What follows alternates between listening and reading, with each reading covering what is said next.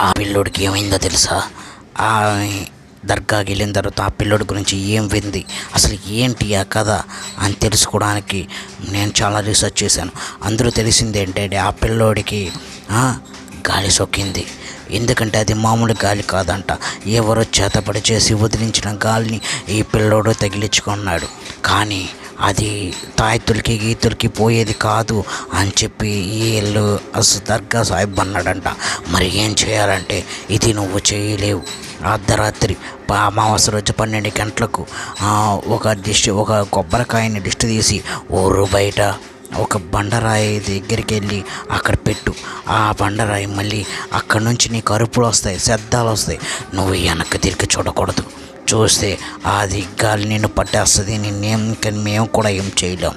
నువ్వు ఒంటరిగా ఈ పని పూర్తి చేయాలి అని చెప్పారు. వాళ్ళమ్మ టాగే వెళ్ళి కంటిన్యూగా చేసింది.